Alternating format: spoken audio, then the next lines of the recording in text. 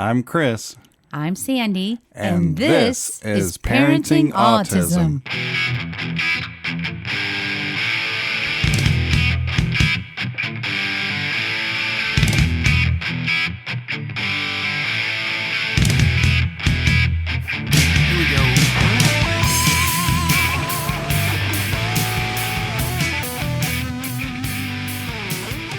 Hello, everyone, and welcome to episode 88 of the Parenting Autism podcast. We're happy you've joined us today, and we are actually going to talk about the Deliver the Dream experience that we just recently had. We were invited for our family to go and join 10 other families for, was it A 2 weekend nights? retreat. Yeah, it was 2 nights and 3 days, and they had a full agenda for us, and it was absolutely amazing. And we really just want to talk about that mostly today. Let's do it. Well, it's fresh on our minds because this actually happened last weekend. Mm-hmm. And I know we haven't been on here for a while. Life has been happening as it always is. But we really wanted to get on here and talk about this. And it was such a touching experience. I don't know that I knew what to expect. So I didn't have any kind of expectations other than I had even asked you a lot of questions because you stumbled upon this. Yes. And you stumbled upon this a couple of years ago, right? Yeah, and then COVID happened.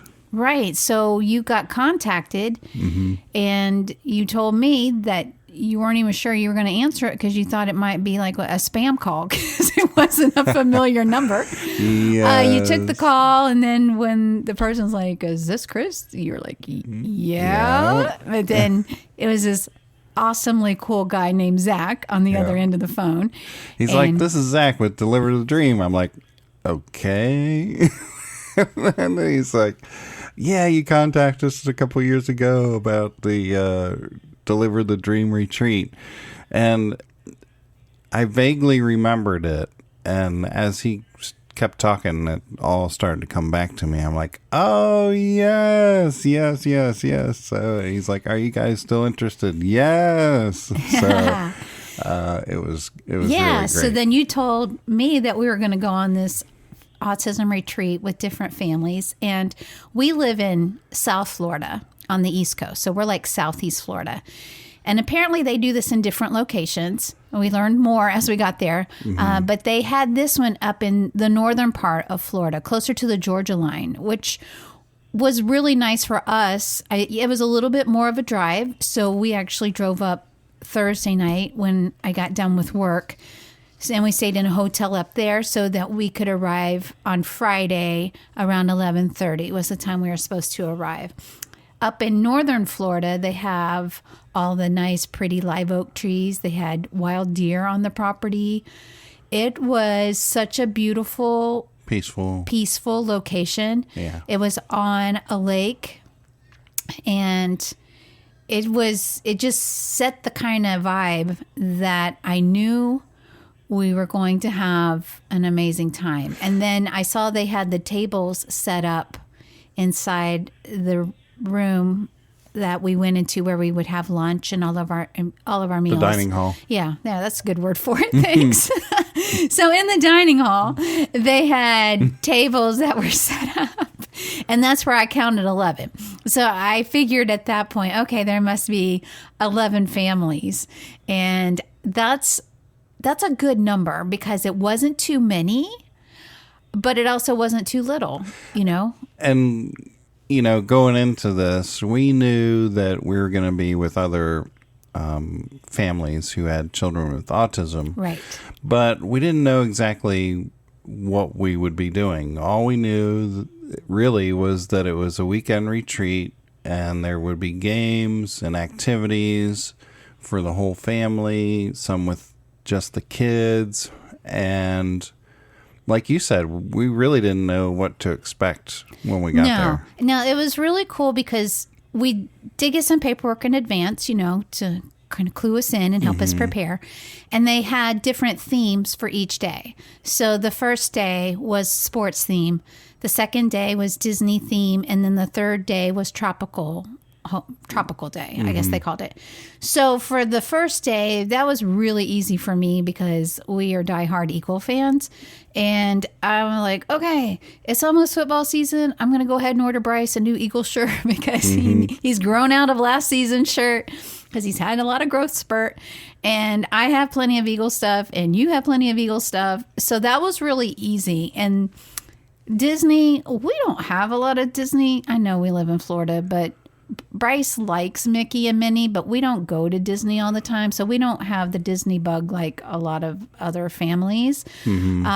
And I didn't buy anything for that, but I figured he had a Spider-Man shirt and that's a cartoon and that would work with Marvel. And it did. It was really not a big deal that we were not decked out in Disney. They just had Disney themed items and that made Bryce happy seeing that, with our Minnie ears and our Mickey ears and fun stuff like that. And then the third day was tropical. And again, we haven't been on a cruise in a while, so we didn't really have any tropical clothing. But there were some people that came all decked out, and it was fun to see that, you know? I love that they did the themes. I did tell the director there that I thought having the sports theme on the first day was genius because it just naturally struck up conversations among the families. And that was part of her reasoning for it. It's like a natural icebreaker. Yeah. Because we got out of our car, we were going to our room, and this other family was coming out, and she had her Philadelphia Philly shirt on, and her son had Phillies, and we're like, hey, Philly fans, it was a different sports team, but still. And they're like, oh, our daughter's going to be wearing the Eagles jersey, So it's like, we instantly had this connection, even though I don't live in PA anymore. It was like we had this connection outside of autism. And that was really cool to start that way, Yeah, you can kind of tell where people lived based on their sports team. There was some type of interest there. So there was another family there from Kentucky. And so they were wearing Indiana stuff. Well, I was born in Indiana and my parents are from Kentucky. So that was a real natural conversation opener, when we talked to them, and then we got to see the other families and what they had. So I just thought that was really great. They did a lot of what they called icebreakers, but I brought the agenda here. Yep. So I thought that would help me and you go through it. Yeah, I can kind of recap it. Yeah, recap a little bit. So it was basically an all expense paid weekend up there. What a gift. They put us up in a hotel style room right there on the property. So you're within walking distance of where you need to go to meet and the pool that they had. And a really nice chapel actually on the water that I got to go to, or that we both got to go to. Yeah. So when we pulled in, they had their signs out there, and this facility is used for other things. It was a, what kind of facility was it? Church-related facility, right? Oh, I think Episcopalian. Yeah. So I think different companies come there and I think do people things, rent right? that space or something. Yeah. So, but they had all their signage and their big truck parked out front, and they had rolled out the red carpet for all the families arriving. And when we got there, can I speak to that? Yeah. So when we got there and you mentioned the red carpet, you and I did not notice that inside of these boxes that were lining the red carpet, they were clear boxes so you could see what was inside, and what was inside were red and yellow balloons because that's their colors, red and yellow. Well, of course, we didn't see that. Okay, so if you've listened to our podcast in the past, Bryce has a real aversion and fear of balloons because he's afraid they're going to pop. So I've been teaching him. Sometimes they're just for decoration. That's what we've told him, so he doesn't completely freak out. People aren't going to be popping them. They're for decoration.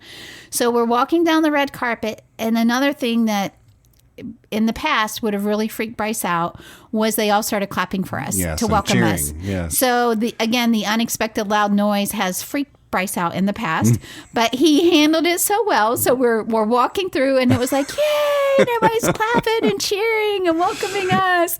And I was a little like, oh, I'm looking at Bryce, and he's handling it well. And I'm like, okay. It was kind of hard for me to take it all in with the clapping because I was more concerned about him. Yeah, I was definitely thinking focused on him. What's going to happen here? So, but he was doing really well. He did so great. we made it through the carpet. The clapping and the cheering stopped. They have what they call family pals, all these amazing volunteers that are there for the weekend. And so we got Miss Carissa was our family pal. So we met up with her. So it was just shortly after that, Bryce said to me, Mommy, the balloons were for decoration. And I'm like, what balloons? And he says, in the boxes. And I was like, oh my goodness. I honestly did not even notice them because that's not where my thoughts are. But for him, he saw them. He was able to process in his mind that those were for decorations, and he held it together. And it was really, that was our start. Yeah. Like that was the beginning. And I thought, okay, we're so out of our bubble. Mm-hmm. We are so out of things that we can sometimes control. The assuring part was we were there with families that get it, that were also there under the same concerns and nervousness about, is my child gonna, how's my child gonna do in this environment, right? Or, and how are people gonna deal with their stems? And, we all had that in common that, wow, it's so nice to be in a non-judgment zone for a whole weekend. And watching each of us as parents interact with the other children was a beautiful thing to watch, and I have to give such props to the siblings of the children that were there on the spectrum, because we had some families that also brought their neurotypical children, as it's called in our world, that were also there. And you could just see that they were so kind and compassionate and wanted to include Bryce. And it was really touching. And I have some stories about that I'll go into. But yeah, it was just like such a wonderful environment there. And every person that works for Deliver the Dream and every volunteer that volunteers for Deliver the Dream, you could just tell that their hearts were so in this. And they don't do autism families all the time. Right. But they do deal with families that have special needs or that also have children with cancer, just a lot of things that these families live with day-to-day challenges. And their goal is to make you feel loved, appreciated, and that you're not alone on this journey. And that's their mission, and they accomplished it in spades because I just can't. Every time I felt loved by them, they would pour on more love, like you felt like you were drowning in their love. And it was like really, really amazing and wonderful. So, all right. So we got there and we had the red carpet. We made it through the clapping and the balloons. And I kind of interrupted you there because I wanted to make sure we talked about that. And then what did we do after that? We kind of settled into our room, right? Yeah, they said go ahead and unpack your stuff and then come down back to the dining hall for lunch, was it? I think so. So we had some time to play in the dining hall. And I think they set all that up, the Deliver the Dream. They had the huge Connect 4 game set up, a large size Jenga, these buckets that you could like build with, large Legos that you could build with. That's not really Bryce's thing, but other kids obviously enjoy the Legos, and they just had a lot of stuff that we could play as a family. And that's really, and as other families were coming in, because that's the day that everybody was kind of arriving, it was nice to just sit there on the floor with me and you and Bryce, and Carissa was with us too. And we're sitting in this dining hall. It had all glass windows, and we're sitting on this lake, and I just was thinking, wow, we hardly get to do this. We hardly get to really just put on the brakes, not have any distractions around us or any other worries around us that we have to think about, and really be able to just hone in and focus on Bryce and focus on us as a family. we don't get to do that very often. And that was part of the gift right out of the gate. Yeah. I mean, at first I'm like, oh, when I saw the schedule, I'm like, wow, we're going to be doing a lot of things.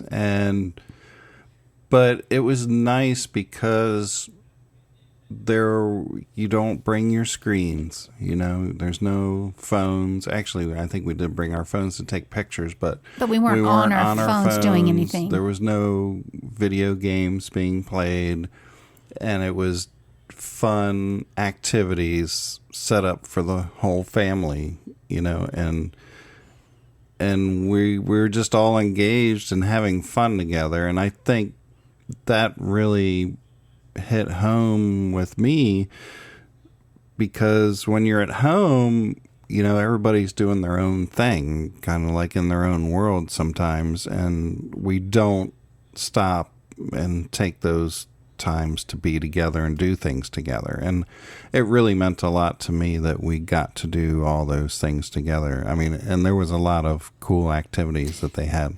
Oh yeah. And I personally enjoy having structure like that. I would rather I'm sorry. I equate it That's okay. to being on a cruise, because you don't leave the boat, right? We're on the boat, but you're not going on the ship. You're there. Everything's taken care of. They have your itinerary planned for you. Yeah. And 3 meals a day. And it was like being on a cruise, but not being on a cruise. Yeah. And they promised us, they said, I can promise you 3 things. You won't have to cook. You won't have to clean. And I really don't remember what the third promise was. Good one. But for sure, we did not have to cook and we did not have to clean. Maybe the third one was you'll have fun. Have fun. Because we did. Yeah. So that was nice. And you're right. It's like that's part of the relaxation is we're making decisions all the time. So we're making decisions for Bryce all the time. We're making decisions for ourselves all the time. I'm making decisions for work all the time. You're making decisions for his education and your job all the time. So to have a break from even that, not having to make all those daily the decision of what's for dinner, so we didn't have to think about that. So many things that you don't realize weigh on you and consume your thoughts and your mind and your energy. We could really relax and enjoy all of those things. So after we did have lunch. And they were able, speaking of lunch, they were able to accommodate you and Bryce with gluten-free and dairy-free options. Yeah, because we're a little high maintenance on that. Yeah, and they did wonderfully. We did well. Yeah. So we were really pleased and grateful for that. And so after we had our lunch, we went over to the pool area. And it was nice there because, yes, they had the pool, but they also had like a pavilion and they had all these different tables with different, there's a lot of art stuff, but different activities that we could do. And we had to wear name badges. That was another thing. Oh, yeah. When we came in, they had 3 lanyards. And you could choose green, yellow, red. Yeah, green, yellow, or red. And then you choose which color you want to go with your name tag. And Bryce could quote them for you specifically, but I know green was pretty much, okay, I'm comfortable with you being close to me and you can give me high fives and hugs. Yeah. Okay. And the yellow one was, okay, I don't mind that you get I don't mind that you're close, but I don't want any hugs or high fives. Right. Okay. And then the red was, I'm not really comfortable with you being close, so just kind of keep your distance. In a nice way, it said that. Yeah. So that was really helpful too, because it let you know when you interacting with somebody what their comfort level was. And so I'm going to share a story later with that about Bryce and observing that, but that was part of it. So it made me think of that because they had a station in the art pavilion that you could decorate your badge, with different stickers and things like that. The thing that we chose to do, which was a first-time family experience for us, was tie-dye for shirts. Yep. And so that really was a lot of fun. And when we asked Bryce on the way home on Sunday to name the top 3 things that he did, making the shirt, the tie-dye was the first thing that he said, which really surprised me because while we were there, he didn't really say anything more about it, but that's Bryce. He keeps it all in there, but that meant a lot to him. So we all have our shirts from there, and it was a fun experience, like doing all of that. And I was happy to see him not worrying about like the sensory stuff with all of that. So anyway, that was a lot of fun. They had a lot of different activities, and that's where they just excel in what they do, because they kind of know that each child is going to be different, and they were just checking all the boxes that you had. Each family is going to be drawn to something there, But the pool was fun, and they had games in the pool, and some of them were organized games, and that was a lot of fun too. So we had the pool on Friday afternoon, and we had it again on Saturday morning, and the weather was very cooperative, so we didn't have to worry about that. And so then Friday, we had enough time to go back after the pool to shower, get changed and stuff, and then go to the dining hall for dinner. And that was the night that the boys started bucket ball. And so some of the older boys, and the ages here, I guess I should say like what their ages were. I believe they said that the youngest child for this program is 6 years old. And then I'm not sure what the oldest age was, but if I were guessing, I think maybe 14 or 15. Okay. Would have been the oldest child there. So I thought that was a good range. And Bryce is 8, almost 9. So he kind of fell to the younger side, but he blended really well with these kids. Like he got along with them really well. And then of course you had the brothers and the sisters as well that came with their autistic siblings. So some of the boys got these buckets, and they had like a small basketball, and they were throwing the ball into the air, and then the other kids had their buckets and were catching the ball in the air. Yeah, it was like a Nerf soccer ball. It was a soft one. So it looked like a fun game, and Bryce wanted to do it. So when he first started, he was in the far back, away from the other kids, trying to figure it all out, but jumping up and down, stemming his little happy self. It was exciting for him. And I don't think he caught anything on that first night. I think he was just there, like, trying to be a part of it and observing, and it was great. Well, this happened again after breakfast the next morning, after lunch, after dinner. I mean, it was like the kids would be finished. And then I know Bryce was like trying to finish his food. We're like, no, you really have to finish, and then you'll have plenty of time to go play bucket ball. But this is where I saw two of the older siblings really try to help Bryce. Like they were trying to throw it to him so that he could catch the ball in the bucket. Yeah. And then when he did, they were like, yeah, and cheering for him. And he was so excited. And then he got to throw the ball. So if he caught the ball, then it would be his turn to throw the ball. To the group. To the group of the boys, right. So we were watching him do that, and bless his heart, I do see some need and some coordination there with throwing. Yes. We got to work on throwing. He's good on catching, but throwing, not his strength. But he sure did try. So you came over, which was good, because I'm like, he needs some help. Because he's better at bowling, so he would roll it to him. We're like, no, you got to throw it up. But they were so patient with him and so kind and loving about all that, until he could figure it out. And he did. He got better with time. So then when he could throw the ball finally well enough that someone could catch it, they cheered for him throwing, like they just encouraged him in every aspect of the game, which was, that's where I got a little emotional when they would get all the parents talking and we started boohooing, because it was like he blended, like I said, he blended so beautifully. He did. Like he just was like one of the other boys. I mean, I was recording that and taking pictures because it was just warmed my heart so much. And one thing about the weekend also that was obvious was when we were doing the activities, he never asked for his screens. No. So at home, we take breaks from screens, or we'll tell him if we go for an errand that he can't take his screen, just so we can reduce screen time. And he'll always be asking, "Oh, well, how long is this going to take? Oh, he worries about it. When are we going to get back?" But there was none of that that weekend.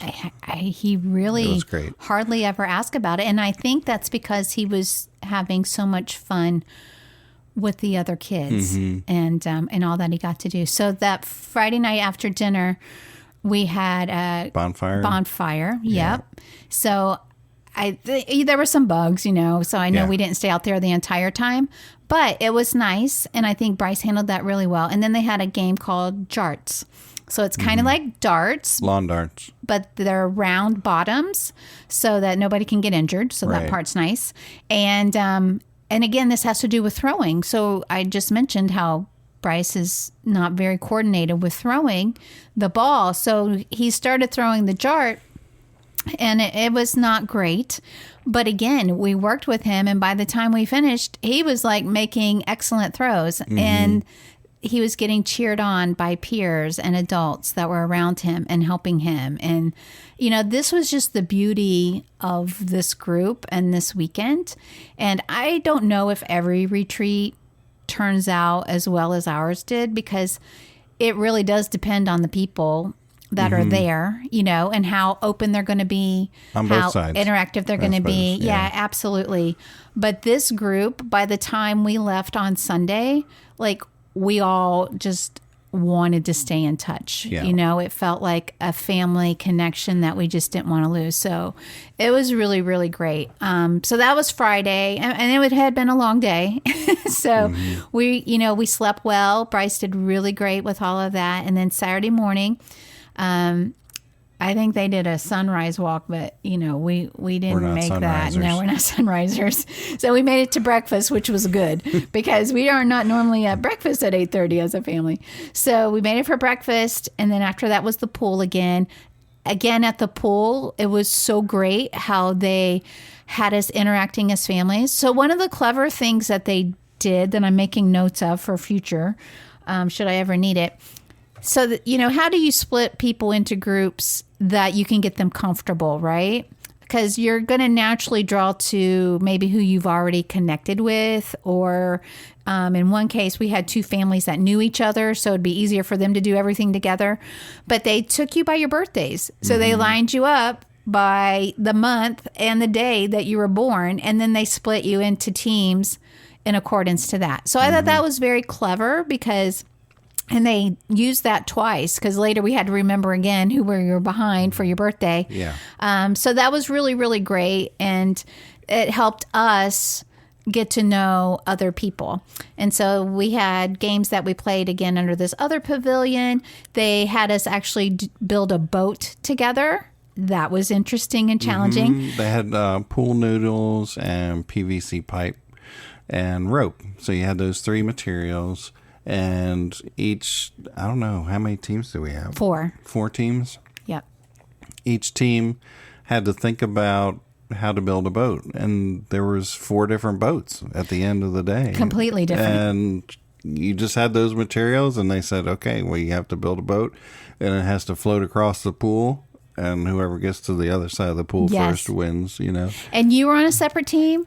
I was on a separate team, and Bryce was on a separate team. Yeah. So that was good because Bryce did really well being with basically all strangers that he had just met, but he did really well with that. Yeah. And I will say we were building our boat, and this one young boy, he came over, and I'm telling you, he could be an engineer for sure. So he came over and he's like, no, this boat is not going to work. And it's carrying my brother. So we need to redo it right now. Now, he did not want to touch anything. Right. He just wanted to verbally direct us.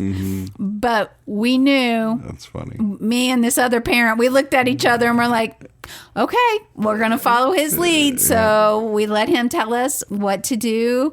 And we redid the boat. And we ended up winning. So kudos to that young man. And we got his brother safely across the pool. But, just listening to him and watching his genius come out and his confidence in that.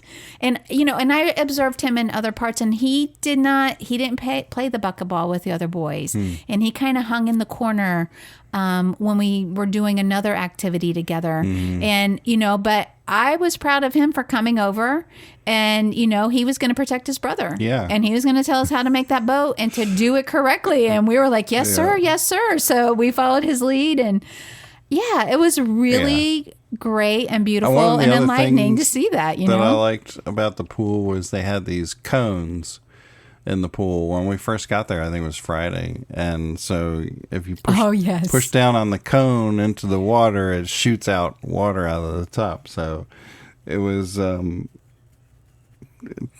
icebreaker. It was fun. You were doing that with the kids, right? And like kind of splashing. They were squirting me, and I was squirting them. Then you called truce with somebody because he's like, "Hey, are you squirting my brother?" He came over and said, "Okay, dude." I love how they're all defensive of their siblings. Yeah, absolutely, as they should be. Mm-hmm. So that was cool. So we did the pool, and then it was time to go back for lunch. And then after lunch, we had what they had listed as Art World. And we're like, Art World, okay, what is that going to be? And really, when I thought of Art World, I'm thinking art. Like art supplies. So, like paints or crayons or that kind of thing. But that's really not what it was. That's where we did our skits, right? We did like a play. So again, they split us into 4 groups, and me and you and Bryce were in people. 3 different. It was different. And so they gave us some instruction, like you had to have a moral to the story. And people needed to be able to guess what you were doing, like when you were in a still shot. Right. You could have a narrator if you wanted to, but you didn't have to. Yeah. Yeah. So our group wanted to do, somebody had said Snow White and the 7 Dwarves. So we had to like figure out who wanted to be each of the dwarves. Mm-hmm. And then I have a red apple phone. So we went with that as the poisonous apple because it was red and it was an apple. Oh, I didn't even get that until you just said that. Yeah.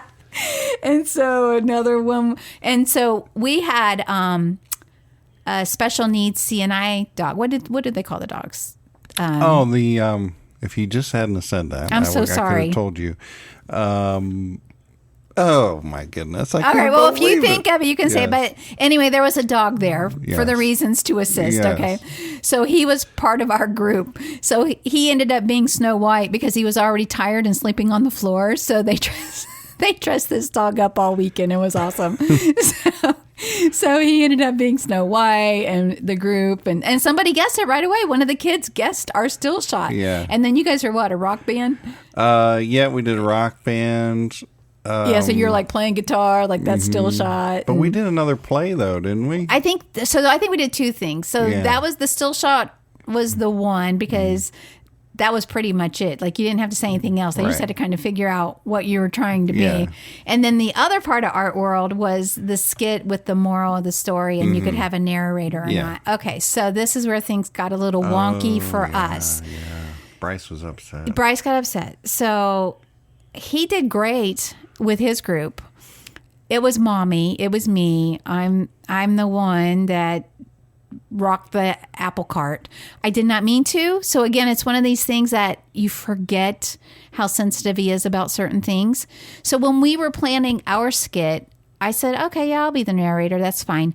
And our moral of the story was to be kind to everybody, animals and people, because that's the thing. Okay, so they had all these props that we could go over and choose from. Mm-hmm. So the props kind of helped you form your story. And so we had elephants and tigers and zebras. It started with the props because I put on this red, white, and blue American flag hat. Yeah. And there was only one of those. Yeah. And Bryce saw me walking away from the prop table with that on. He's like, Daddy, I want that hat. I want that kind of hat. And I looked back and there was no other hats like that. And I said, okay. I said, here, you can have my hat and I'll get another hat. But there was a little drama there because I think he wanted us both to have that hat. Okay. So he was already vulnerable. Yeah. Okay. So he was... So you put on the gasoline and I struck the match. Yeah, however you want to say it. But I remember now that he was having a little Not issue with that. Not intentionally, of course. But, okay. So if he was already vulnerable about that really does... probably lead to and I was also wearing an eye mask, like a superhero eye mask, and he wanted that. They did have multiple of those. Right, but he wanted the one that I had Okay. on, so I gave that to him. So, like, I didn't have any props. So I had to go back to the prop table and get some other props. Okay. But now that you mentioned that, See, I missed that whole thing. Which, when we talk, this and leg, the cape. this is no. I had a cape on. Well, now I know that was his outfit. Yeah. He was wearing that hat, the mask, and cape. Yes. He wanted my cape because it was a golden cape. Yes. And I just picked up whatever old cape was there. Well, we know he loves gold. And so I'm like, okay, here you go. So he was all dressed up. I had to go back to the table and regroup. And you had to regroup. Okay, So, there we go. So skit time was a little delicate, right? So we get through the skits. And people did clap and cheer, but he had done really well with the clapping and cheering when we first got there. Mm-hmm.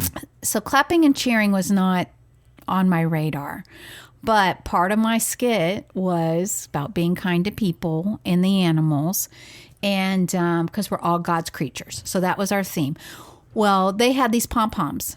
And so I said, oh, okay, well, I'll just lead a cheer at the end and give me a K, give me an I, give me an N, give me a D. What's that spell? Kind. What's that spell? Kind. Be kind, like that kind of thing, right? Oh, boy. So we get to the end of our skit and I do that loudly.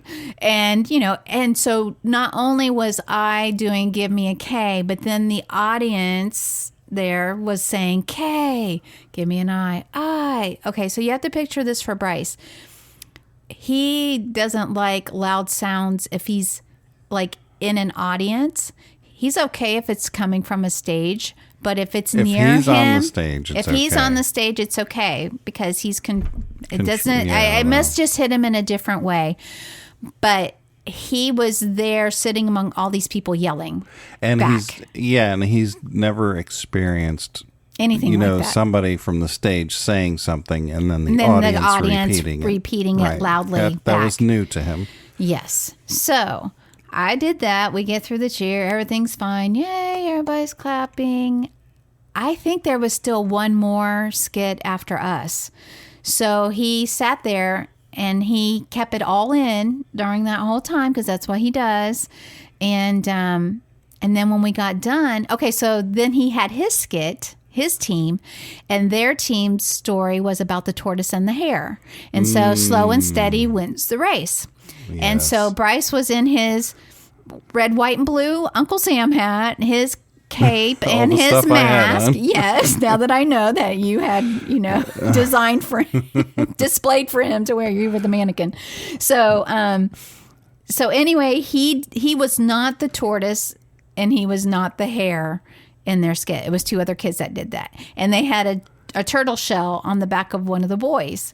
So I'm saying that because when we got all done, he came over to me and he had tears in his eyes and he says, oh, I'm so angry. And I'm like, why? And then he said, why did you do that? Why were you so loud and making the people be loud? So that's how he said it to me. So then I'm like, oh, I'm so sorry, buddy. I didn't even think about that. Why did you make them be loud? So I think he was more upset that the people were yelling. Because I said, was I too loud for you? He says, not you. You were up there. So it was because it was all the people surrounding him. And I made them yell near him. And I felt horrible about that. But again, I couldn't undo it. But what he wanted to do to undo it was he wanted everybody to come back. Now, at this point, people had left. He wanted everybody to come back so that he could control that and he could lead the cheer and make the people repeat it. Oh, he wanted to do the whole tortoise and the hare thing, well, that's separate. Oh, my goodness. No, first was the cheer. He wanted the cheer. And we're like, no, we can't make everybody come back in here.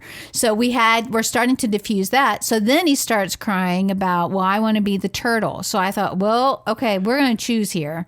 We have to diffuse one and not the other. It's easier to do the turtle. So thankfully, we had several volunteers within earshot of what was going on. And they immediately came over to help rescue the situation, and they participated in the tortoise and the hare. Yes, and even one of the Zach, the amazing Zach, he got down to be the hare because he knew Bryce needed to win.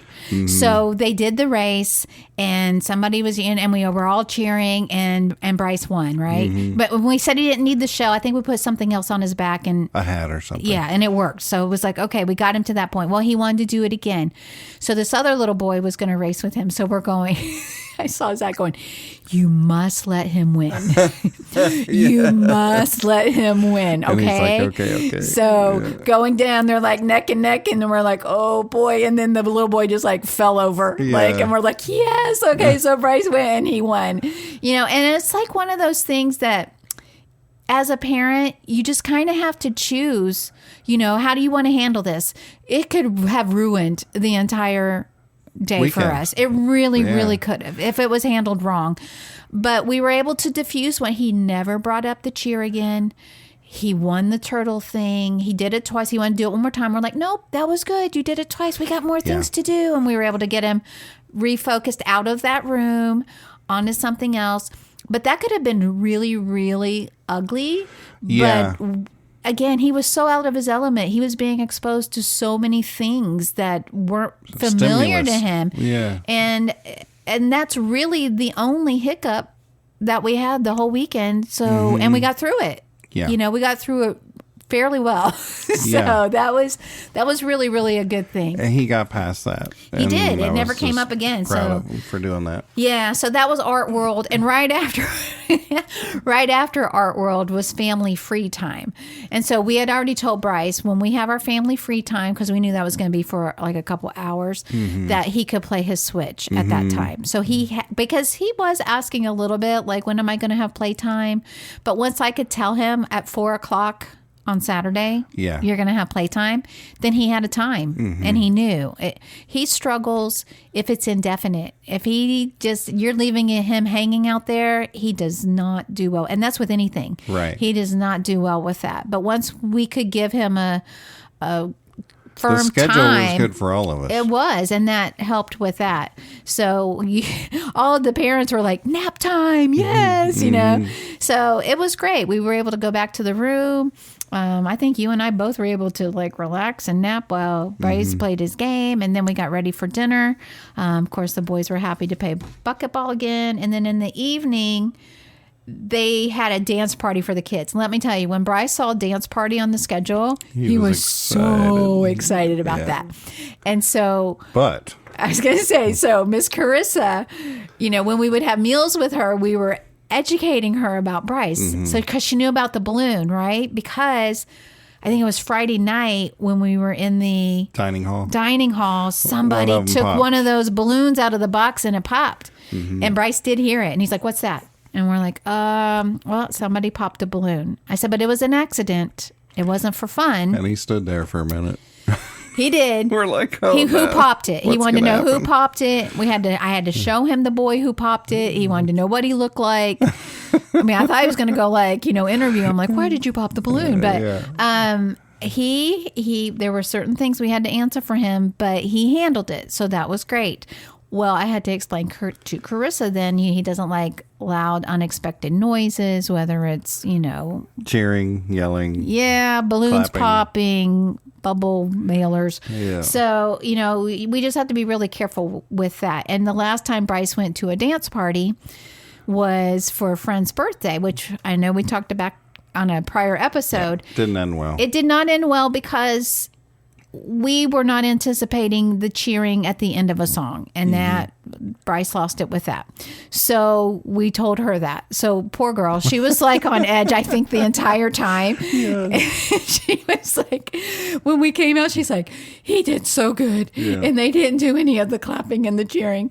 But we saw pictures from it. They gave the kids these lights on their fingers. Oh my gosh, he loved it. He loved every minute of it. And while he was in his dance party, we were with the other adults. And so they had us set up in this room with lots of yummy desserts that were not gluten-free or dairy-free that I could not enjoy, but that you could.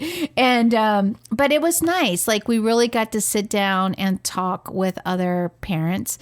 And, you know, some of us were sharing some of the things that work for us and some of the things that don't, but I don't think it was even so much of that. And then the mom that I was sitting by that I had really wanted to talk to, she has 3 boys and 2 of them are on the spectrum. And they actually thought that the third one was on the spectrum. He was in ABA and going to a school with an RBT. Mm-hmm. But as he got older, they realized that he was just imitating his brothers, mm-hmm. and that he was really neurologically okay. Mm-hmm. And now he's in a regular classroom and he's able now to help more with his brothers. But the middle boy, was also born blind, genetically blind, and he's on the autism spectrum. Mm-hmm. And he is playing piano, which I think is wonderful. Mm. And so she was excited to play a video for me of him playing the piano, which just warmed my heart. But I had told her on Friday, I'm like, I just admire you so much. And I do, you know. It's one thing for us to parent Bryce, and yes, it comes with its challenges, and yes, it keeps us on our toes. But to look at another, you know, and mom, and her husband was at home. So in this particular situation, the rooms accommodated 4 people. She wanted to bring all 3 boys, so she came by her own without her husband. That in itself, I admire that she mm-hmm. traveled on her own without, you know, her husband's physical support, mm-hmm. To bring those boys there mm-hmm. to this place that she really didn't know what it was going to be like, you know. And then we had another family that the dad came instead of the mom, and he was in tears by the end of the retreat because he's like, I can do this. You know, it's usually her in the front and she's mm-hmm. taking care of the boys and I'm kind of in the back.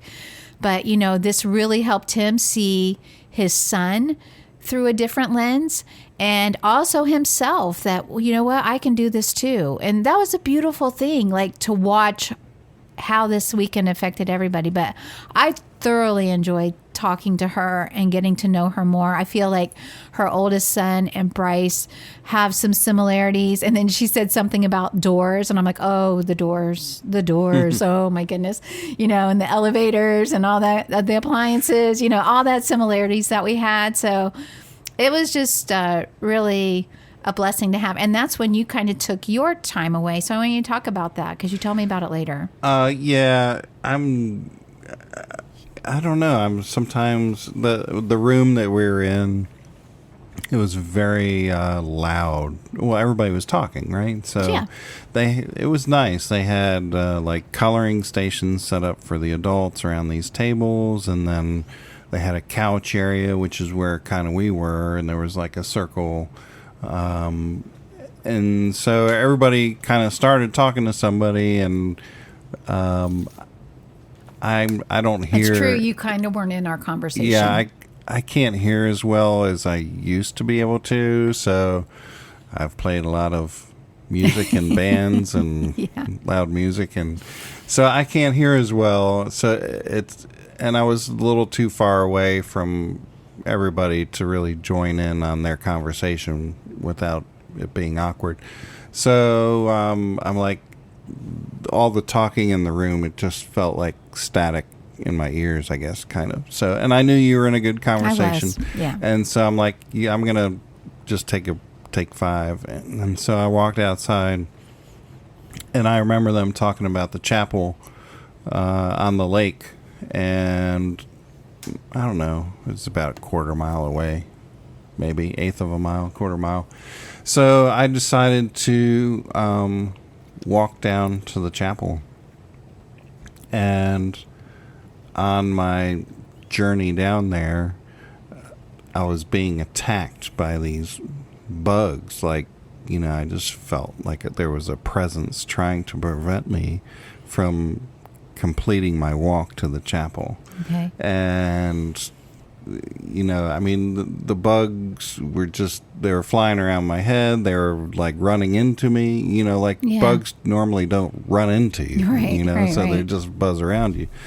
So I'm like, no, I'm going to make it all the way. So I went all the way, and fortunately the door was unlocked. and I was the only one there, and it was in the evening, right? So Yes. dusk, I would say it was, and it was a beautiful scene. The back half of the chapel overlooks the water, and I was able to sit down and pray and give thanks for the weekend, and it was a very peaceful time. And I read the lady's story that had cancer that the chapel was donated for. A young girl. Yeah, it was just a beautiful story. And I just spent some time there, and then when I came out on the path back to where you guys were, I saw 3 cardinals along the path, and it was very peaceful. There was no bugs chasing me. And I'm like, oh. And then when I got to the end of the path, I looked up at the top of the hill, and there was a deer standing at the top of the hill, and I could make out that it was a deer, but I couldn't tell what it was doing. So I stood there for a moment or two just watching it to see if it would move, because it was like a statue. Yeah. And but I guess it was eating or something. And then there must have been a noise or something, and then the deer immediately looked up and looked straight at me and froze. The ears were up, and he was looking straight at me, and I felt like that was God saying, I see you and I hear you. And it just gave me peace. And then I came back over to the room, and I think you guys were wrapping up at that point. I think we were too. And yeah, thanks for sharing that, because when you shared that with me, that was really beautiful that you had that particular moment, you know? That was really great. I knew I wanted to get to the chapel before we left, and I thought, well, that was a good time slot for me to be able to do that. That was great. And then we were able to go back the next day, right after. As a family. Yeah, as we wrapped up, and Bryce played the keyboard in there, and he told me, remember that he told me the other day, maybe yesterday, the building we went into on the water with the cross on it and the girl's picture. I played music for God there. Oh my goodness, you didn't share that with me. I try to save some things for the podcast. Yeah, and there was another family there from the retreat when we were there, and then Bryce was playing the keyboard because that little girl's like, I want to play. I said, go ahead and play. But yeah, he told me that. That's amazing. Yeah, so that was pretty special. Yeah. Like he felt that there. That's great. So we got done with the dance party and the bonding moment, and then it was family game show time, which that was number 2 on Bryce's list of his favorite things. So the tie-dye and the family show. Just for the Deliver the Dream people that are listening, you know, those were Bryce's favorites. Yeah. So the game show, well, I have to say that was among my favorite too. That was so fun. It was fun. So once again, they put us with a different family. They had us kind of spread out. So we were with the family from Kentucky, and wonderful family. Really got to know them. And so we were there, and what they did was we had dry erase boards and a marker. And then they would ask us questions, and we would have so much time to answer the question. And it was cool because they would give you hints, like a clue, and you had to give an answer based on the first clue.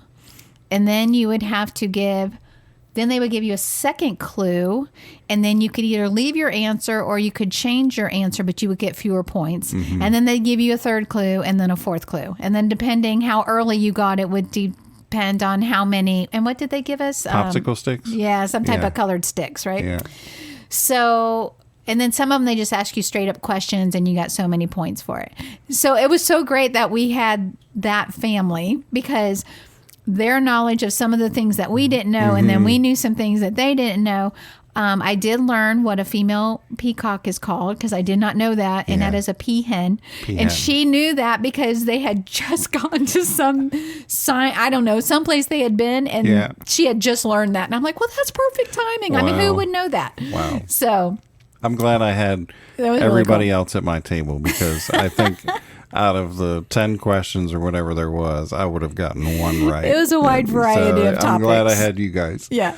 Yeah. So it was fun. So we ended up actually tying for first with another table. Yeah. But what they did was, after all the questions were done and then you tallied up your sticks, they had us all get into a conga line. And they played the conga fun song. And they had a table of prizes. And so you got to conga by the prize table and kind of get an idea of what you may want. And so we did our conga, which was really fun. Mm-hmm. And we got back to the tables, and then we got to go first to the tables. Yeah. And so Bryce had spotted. Now, Bryce is not into Star Wars, but he does like things that would be the biggest, the highest floor. Those are the things that catch his eye. So there was a lightsaber, which was probably the biggest prize on the table.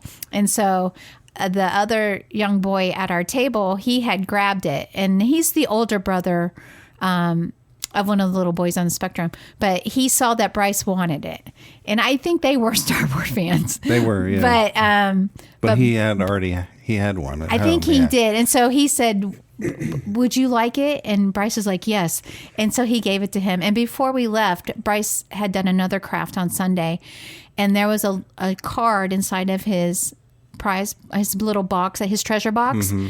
And that young boy had written Bryce a note about how nice it was to meet him, and that he hoped that he liked his lightsaber. Oh, wasn't that really sweet? Yeah. Awesome. So I've got that here as a little keepsake. Yeah. And that just again gives you insight as to how wonderful these families were that we were with. So Bryce got his lightsaber. You picked up. So couldn't it be a more perfect gift for Bryce? It's a disco ball, which Bryce would love to have in our house, and I refuse. It has color, and it flies. Yeah. So it flies up in the air, and you control it with your hand. Yeah. It is so cool. I've never seen one before, but for Bryce, that was like a fantastic gift. Yeah, we've been playing with that every day. Yes. Yeah. And then I picked up a set of headphones that I thought could possibly go into maybe one of his devices if he doesn't blast them, and would give us some more silence. I don't know if they're going to work, but if not, we know they work in my computer, and so now I can use them at work when I'm working at home, and you guys are homeschooling in the other room, and that will be good for me. So 3 great prizes that we took away with all these other memories. But again, they just were so generous, and so these weren't like dollar store prizes. These were really nice. I'm sure donated from different places, but really nice prizes that we got. Parents get a prize too, and I really wasn't expecting that. And I'm like, oh, well, maybe it should just be for the kids. I didn't really. I know. I don't. Well, we don't want it to be about us. Right. It was about Bryce. Yeah. But we still can make about Bryce by getting extra things for Bryce. But yeah. But you know what? We were there because we thought it was all about Bryce.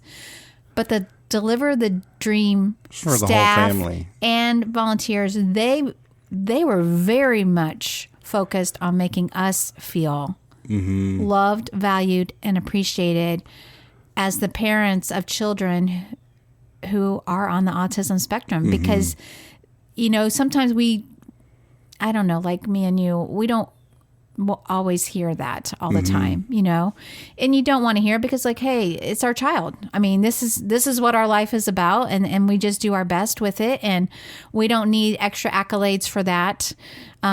This is just what we do. Well, why wouldn't we? Isn't this what every parent would do if they were in our shoes? I mean, sometimes that's how we see it, but they were like, you are, they didn't use the word heroes, I don't think, as much as just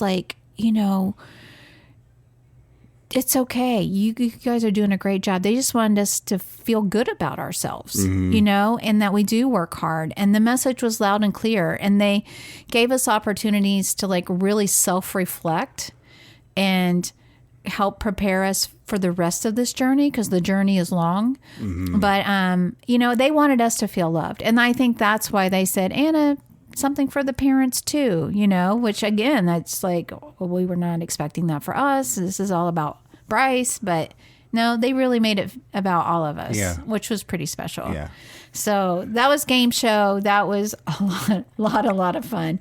And then, so each night, Friday and Saturday night, they had a separate thing for the older kids, the teens. They got to watch movies and stay up late, which I'm sure was a big deal. I don't know what their bedtimes are at home, but all the kids, the volunteers were exhausted, but the kids were like, woohoo, they were still going strong. But for us, Bryce they had somebody in a large bear costume. So kind of think of a theme park. It was Hope the bear. And we had our picture with her earlier on Friday. But on Saturday night, they said, if you want Hope the bear to come and tuck you in, then she'll come to your room and she'll tuck you in for bedtime. So it took her a while to get there, which was fine because Bryce wanted to have, and he knew once she came, we were going to bed. So for Bryce, it was like, okay, it's fine. She's not here because I get a little more playtime. But when they came in, it was super sweet, and just watching Bryce, the reaction. And I mean, it's just a big bear getting in bed with him, for a picture. But he wasn't afraid at all. He thought it was sweet. And then they're like, okay, you guys get in there too. And that's probably one of my favorite pictures, if not my most favorite picture, is the four of us in bed for tuck-in time. Because it was just such a precious family moment, and it just kind of like, I don't know, summarized the weekend, and what it was all about, and hope, for our families and on this journey and stuff. So that was Saturday. And so then we knew Sunday was coming. And I think we had mixed feelings about that. I think everybody kind of was like, oh, it was such a great time and it's coming to an end. And how is this going to wrap up? And what else are we going to do? You wish you could just stay on that island. Oh, it was so nice. It was nice in so many ways. Yeah. And so we had our breakfast, and then we had adult discussion. And the kids went and did something called Dream Keeper. And that's where Bryce made his little treasure box. Yeah, and something else. And then they also had what they called that for the next hour. The teens went into one room. The younger kids went into one room. And then they had the adults go into this other room. So when we were leaving the room we were at, she said, before we go to, I don't know if she said before we go to the dining hall, but she just said, we're not going to waste being on this amazing property and all the, the water and the weeds. And so she told us we were going on this, what kind of walk did she say? Like a hike. No, so she said it was going to be like a poison river, right? Yeah. That we were going to be walking on Poison River.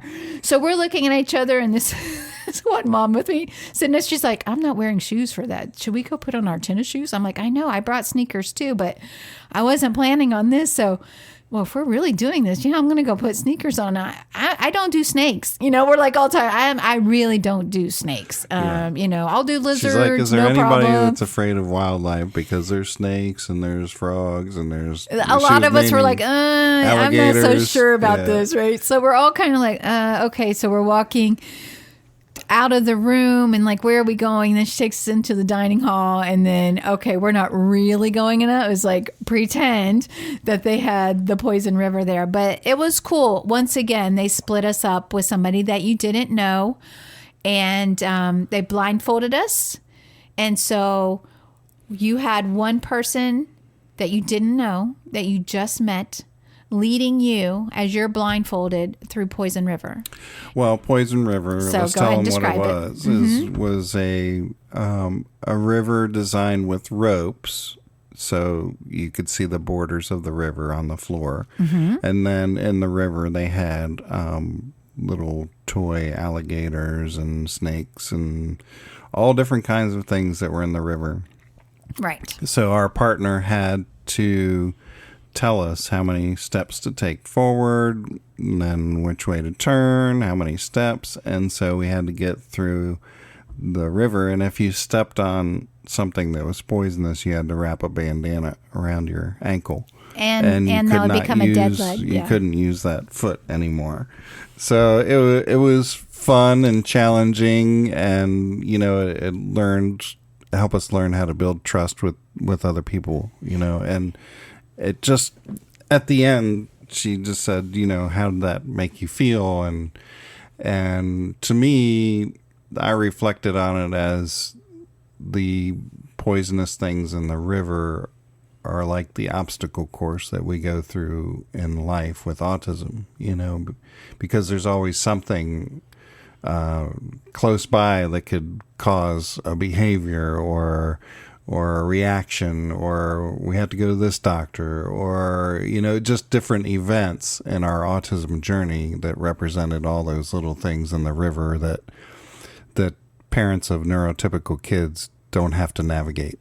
True. I think another really lesson from that as well was listening to a complete stranger's voice to direct you through something that you completely can't see or understand. Mm-hmm. And on this autism journey, we often have to rely on the voices and the direction of other people that we don't know. Of other people that we really don't know. Mm-hmm. I mean, we can do research to an extent, but we're really putting a lot of faith in other people to give us the directions that we hope will help us avoid stepping on a snake, or mm-hmm. going, you get the idea of hitting something that could be dangerous for us. And, we rely on doctors, we rely on therapists, we rely on a lot of people. I think that's why we find a lot of value in other parents who parent autism.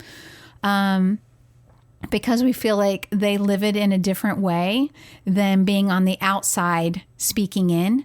They're speaking from the inside. And that's definitely one of the reasons why we do this podcast, is because we always make it clear we're only sharing our journey, but we're speaking from the inside. And I think people find value in hearing somebody else's story in a very vulnerable, authentic way. Mm-hmm. And I thought that was really great. And she went around and asked each of the parents, and everybody had a different perspective of what they took out of that. But, also there were a lot of voices that were in that room, because it wasn't like one group at a time was going through. We were all going through this at the same time. Mm-hmm. So you had to hone in to hear the voice of the one person that you were supposed to hear, mm-hmm. and drown out. And again, a voice you just met. So it's not like your voice. I would know your voice.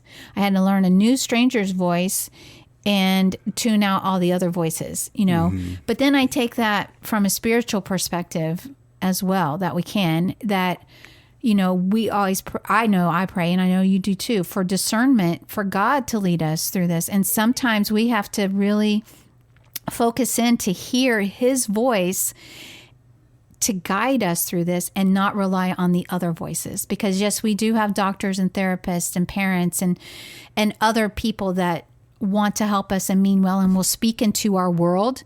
But at the end of the day, it's God's voice guiding us that's going to be the most important voice that we make sure that we listen to as well. So I got a lot out of that. That was good. Let's I think we're toward the end of the trail here. Yeah, and I think the last activity we did was it. The family box.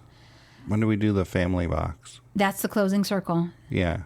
So that must have been it. Okay, so go ahead to the family box. A box full of arts and craft supplies, and what was the box called? There was a name for the box. I don't know, but it's at our dining room table. Yeah, it's on our dining room table. So anyway, it's to decorate your box, and they put pictures in there from the weekend. Yeah. So we got to frame some of the pictures and decorate the box as a family. And they talked about how important it is to sit down at least 4 times a week as a family for a meal. And the statistics, and to have conversations, about how much stronger families are that do that. And so that was real impactful, and we're grateful for that. Yep. And then after that, it was pretty much. One thing we did while we were having it was just the adults before we reconnected for the family boxes. We put together a Facebook page so that we could all stay in place. Now, I will tell you that we started sharing all these different ideas with each other, like things that were working for us and things that were working for them and other things, which was really exciting. We have not had a chance this past week to begin to look into all of those things. But if we find anything that's working well for Bryce, we'll be sure to share that kind of information on this podcast too. And also make a note here for Deliver the Dream, because I don't know where you live as a listener, but definitely look into their organization. Not only are they doing things just locally here in Florida, but virtually. They are virtually doing things now. They've expanded because of the whole COVID situation, but that's played favorably for us. So they have Hope. I think it's called Hope in a Box. I think that's what it's called. But anyway, if you go on their website, you'll see it. But if you sign up for that and you want to participate, again, it's free. They will send you a box of whatever the activity is for that month to your home, and then you'll do a Zoom call live with other families. And we're going to plan to do that too, so we can meet some of you through that, which would be cool. But, it's just something if you're really going to be committed to it, because then they had people that cancel or people that don't do it, and they spend all that money sending it to them, and that's not right either. Right. But if you know that that's something that you would be able to do and you would enjoy doing as a family, then I do encourage you to look into that. Yeah. Let's read off the sponsors that help pay for that weekend. The sponsors here were the Pat Moran Family Foundation, Inc., the AAA Foundation for the Auto Club, the Dan Marino Foundation, and then also the Florida for Autism. And we ask about that because we saw the license plate, like the autism license plate, because we've seen that here locally. We personally have not done that.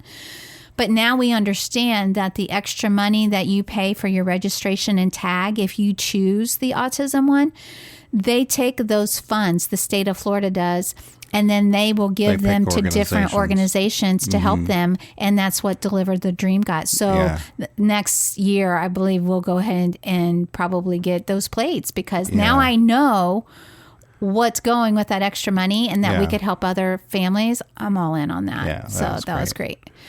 So thank you to everybody at Deliver the Dream. Yes. And thank you for our listeners for tuning in today and hearing about it. And we'll put the link to Deliver the Dream in the show notes. I wanted to share one last thing. Yeah, absolutely. Because it has to do with Deliver the Dream. And then my other stuff I will save for the next podcast. Okay. But when the last day that we were there on Sunday morning, there was this little boy, and I'm going to say his name because it's his first name, and I think he's still protected, but his name is Isaiah. And he was the younger brother of another boy on the spectrum. And he just really took to Bryce. He was one of the two that really helped with the bucket ball and stuff. And he had a Switch. Bryce saw him playing his Switch, so there was this automatic connection there as well. But they did not play electronics together. He played other things with him. And I saw him with Bryce, just the two of them playing cornhole. They had that out there on the deck. And so Bryce was throwing. And again, I mentioned he's not the best thrower, but he was improving, and Isaiah was helping him with that. And you came over and you said, okay, we're getting ready to leave. And I said, I was recording at that point, and I was watching them together, and I didn't want to interrupt it. And so Isaiah had gone and gotten Bryce 4 more bean bags. And I knew this was going to be it. And he missed on the first 3. And on that 4th bean bag, he made it in the hole. I got it recorded. And Isaiah just started jumping up and down. He's like, yeah. And he ran toward Bryce, but he kept his hands in his pocket. And Bryce was looking at him like he didn't know what to do, right? Yeah. I knew he was excited and happy, but he didn't know what to do. So that moment kind of ended, and, we had to go, and it was time saying bye to everybody, and, so that was fine. So that was on Sunday. It was on Monday that I picked Bryce up from therapy, and we were driving home, and I said, Bryce, can I ask you a question? He's like, what? I said, so yesterday when Isaiah was helping you play that game, and then when you put the bean bag through the hole, and he was so excited for you, and then he ran over towards you, but you didn't give him a high five, or you didn't give him a high five. Did you not know what to do, that he wanted to give you a high five? He says, Mommy, I wanted to give him a high five. I wanted to give him one, but I couldn't. And I said, what do you mean you couldn't give? You wanted to? And he goes, Mommy, I wanted to give him a high five, but he was wearing yellow. And I'm like, he's wearing yellow? Oh, my goodness. He was wearing a yellow lanyard. Which means don't touch. And then Bryce said, the yellow means you can come close, but no high fives or hugs. So I couldn't give him a high five, but I wanted to. Oh my gosh, my heart I said, Bryce, I am so proud of you. I mean, I'm like driving in the car, but I can't look back at him. Bryce, I am so proud of you because you are being respectful of the color that he was wearing. Yeah. And that I am so proud of you for that, because that is being kind and that is being respectful. And then he's like, but Mommy, why didn't he want me to give him a high five? I said, actually, I think he did. Yeah. But I think when he got there and we first picked our colors, he didn't know anybody. So he chose yellow because he wasn't sure. Right. I said, but after he met you, I think you were so cool and he liked you so much that he kind of wished he was wearing green, but he wasn't. And he says, oh, okay. But how cool was that of Bryce that he was tuned in on that and then being respectful of that. And then the lesson for me was, because I had said to you, I don't know, maybe he didn't understand, like he was so awkward, Here I am thinking he didn't know what to do. He absolutely knew what to do, but he knew that he should not do that and could not do that because he was being respectful of his wishes. Yeah. So my lesson is never assume that I know what Bryce is thinking. He's got enough words. Now, listen, the questions after church today, his answers didn't make any sense.